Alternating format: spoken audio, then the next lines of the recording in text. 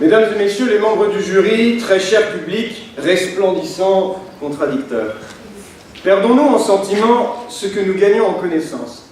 Ce sujet s'inspirant de l'illustre François-René de Chateaubriand n'est bien évidemment pas sans soulever une montagne d'interrogations chez chacun d'entre nous. Le sentiment, c'est avant tout un état affectif complexe. L'amour, la jalousie ou la haine en constituent des exemples frappants. Ainsi, lorsque j'aperçois le doux Rodrigue Murzo galoppant avec grâce dans le cloître, l'affection et le désir charnel qui s'emparent de moi, de manière irrépressible constituent des sentiments. La connaissance renvoie à la capacité à être conscient de quelque chose, fruit bien souvent d'un apprentissage. Le fait que je sache pertinemment que Rodrigue est un jouteur fantastique, un éminent publiciste, que dis-je, un dieu, est une connaissance. Alors dans ses ouvrages, Chateaubriand s'est attaché à prouver que les voyages ont été profitables aux idées rationnelles et nuisibles aux idées de sentiment.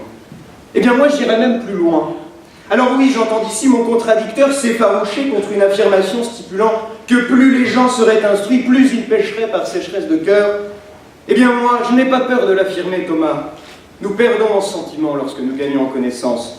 D'aucuns clameraient sans aucune vergogne que Dominique Strauss-Kahn constitue un mauvais exemple. Professeur d'économie, député, ministre et j'en passe, un homme au capital culturel et intellectuel ne faisant absolument aucun doute, et qui n'a pourtant su résister cette nuit-là, le 14 mai 2011, au Sofitel de New York, à ses pulsions les plus primaires, tombant dans la désolation la plus profonde d'un homme prisonnier de ses passions les plus obscures. Un grand sentimental, Dominique, me direz-vous.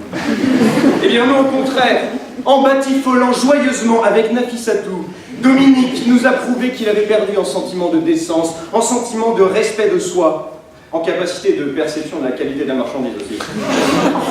Preuve que les hautes sphères politico-financières auraient de quoi vous faire nous tourner la tête. Alors me direz-vous, que faites-vous de l'amour? Ah oui, l'amour, toujours l'amour. Ah, je t'aperçois, Thomas, les yeux encore pétillants de ta rencontre d'hier soir, une belle inconnue, douce, brune, au regard charmeur. Tu l'as regardée, elle t'a regardé, tu l'as regardée, bref, le coup de foudre. Tu t'es confié à moi par la suite, comme toute personne dotée d'un minimum de sens de l'entendement. Tu m'as dit, Arnaud, je suis amoureux. Je t'ai répondu que j'étais déjà pris. Tu m'as dit, non, je ne suis pas amoureux de toi, Arnaud Ménel. L'amour, c'est un sentiment que l'on ne perdra jamais, m'as-tu assuré. Eh bien, moi, je vous le dis à tous, je le clame, l'amour n'est qu'une illusion. Et si vous tombez amoureux, c'est que vous n'êtes qu'un ignare, un ignoble ignorant, une ignominie de la nature. L'érudit sait résister à ses pulsions, sait que la jante féminine est intrinsèquement malsaine, viscéralement nuisible et que jamais, au grand jamais, un sage ne tomberait amoureux. Oui, je vous l'accorde, ce constat est triste, mais seuls les idiots ont du cœur. En outre, que dire de la décision de l'administration de Sciences Po Rennes lorsqu'elle a restreint nos choix de nom de promotion, délaissant de manière scandaleuse la proposition la plus plébiscitée, la promotion Erwan Mingan. C'est l'incarnation abusive et détestable des méfaits de la connaissance à outrance d'une administration de sans cœur, véritable organe de censure, véritable ORTF, je pèse mes mots, qui ont entraîné au détriment de nos sentiments les plus nobles, de notre passion charnelle pour Erwan, qui, je l'espère, est présent ce soir, sa disqualification. Alors oui, vous l'avez compris, les exemples sont pléthoriques. Et malgré toutes les inepties, que pourra vous raconter mon contradicteur? Ce que nous gagnons en connaissance, nous le perdons en sentiment. Chateaubriand avait raison, et personne n'osera le contredire. À moins que la morale de tout cela, finalement, Thomas, réside en fin de compte dans ce que t'as indignement susurré dans l'oreille cette jeune demoiselle la nuit dernière, que finalement, il n'y a pas de sentiment, il n'y a que des centimètres. Merci.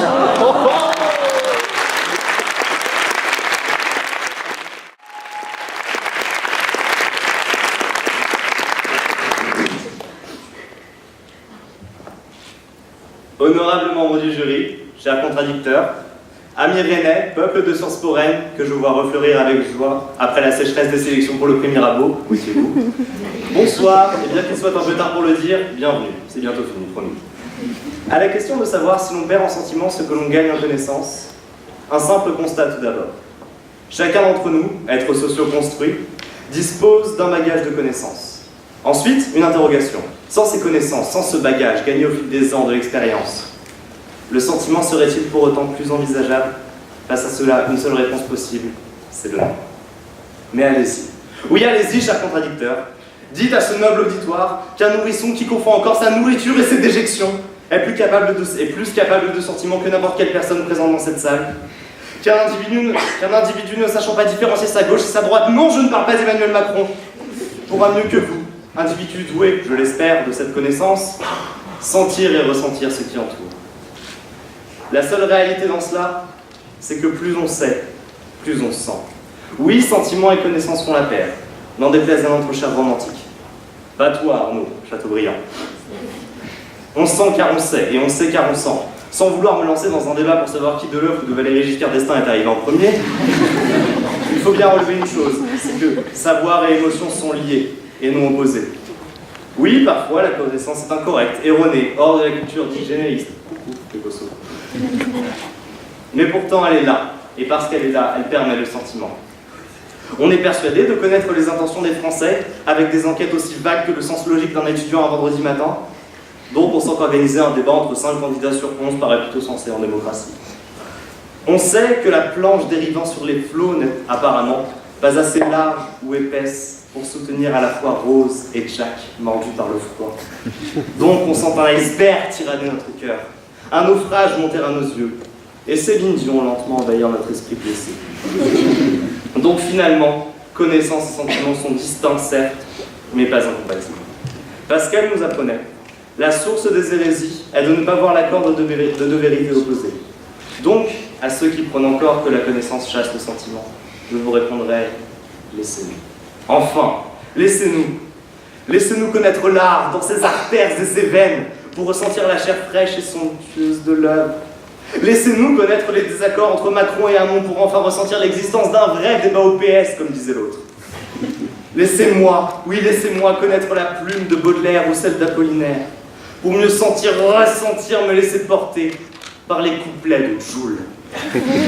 Laissez-nous connaître, enfin, les méfaits des doux breuvages criteux, mais ressentir malgré tout le grand frisson de finir dénudé, avec pour seul vêtement la brume d'un fumigène. Ah non, c'est interdit, pardon, là, juste tout nu. Donc non, on ne perd pas en sentiment quand on gagne en connaissance.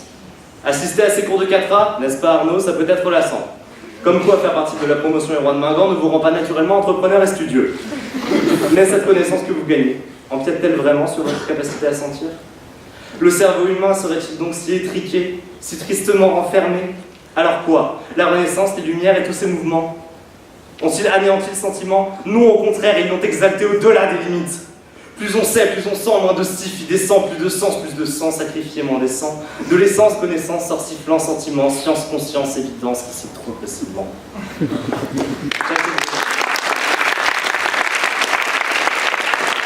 Chateaubriand lui-même nous apprenait. Le péril s'évanouit quand on ose le regarder. Aussi je vous invite, chers contradicteurs, chers publics, à considérer votre savoir et à le mêler à votre sentiment. Car derrière chaque découverte scientifique, derrière chaque cours retenu, derrière chaque simulation de la connaissance, se cache un sentiment. La joie, la frustration, le dégoût, la jouissance peut-être même, parce qu'après tout, on peut jouer de tout. Et alors que c'est avec moi que se clôt cette soirée de verbes, rappelons-nous de ces quelques mots, cher public, cher jury, éloquent contradicteur. Car nos jolis petits discours sont autant connaissance de la langue que sentiment de vibrer ensemble, comme je l'ai fait pour l'art oratoire. Merci. Thomas, et Arnaud, vous pouvez lui répondre. Donc j'ai tendance à, si je regarde ma vie sentimentale sur les dernières années, un petit peu les conclusions d'Arnaud, à savoir que voilà, plus on gagne en connaissance.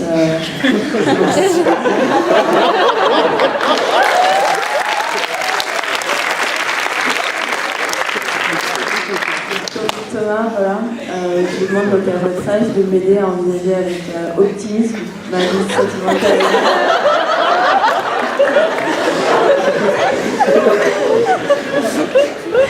Bien, à cela, je vous répondrai assez simplement. Peut-être n'avez-vous pas tout essayé. Après tout, avec qui il se rend compte, il y a des gens de votre niveau intellectuel. Moi aussi, soyez exigeants.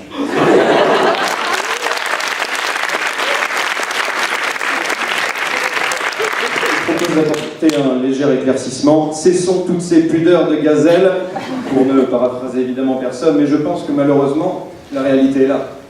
Que se passe-t-il? Nous accumulons de la connaissance, nous connaissons notre monde, nous acquérissons, je dirais, un certain un certain concept de la vie, finalement, de tout ce qui nous entoure, des sentiments eux-mêmes. J'ai cru que tu allais dire vocabulaire, j'ai eu peur. Pour comprendre. Mais je pense qu'au final, aussi triste que cela soit, seuls les idiots ont du cœur, nous l'avons dit, et malheureusement, il faut rester bête.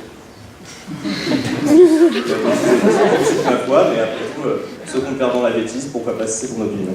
C'est la vie. D'ailleurs, si je puis me permettre, par rapport à ta petite attaque, ma copine est au 3e rang, elle sera ravie de te répondre. Avec plaisir, c'est de l'humour.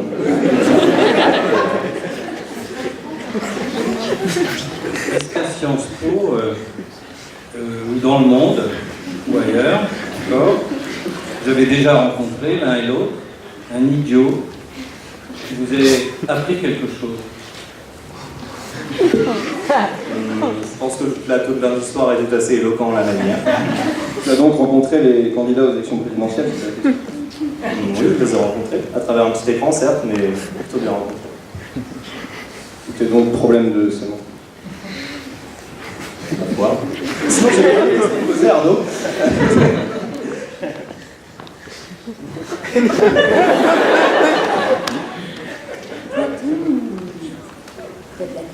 Peut-être vous êtes adressé individuellement. Hein. Doit-on craindre le dictateur?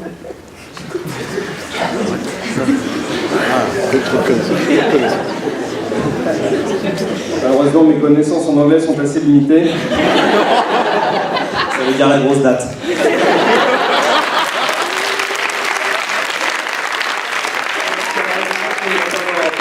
D'ailleurs, ça me fait penser à l'adage qui nous dit que nous devons manger 5 fruits et légumes par jour. Moi j'ai peur des OGM, donc non.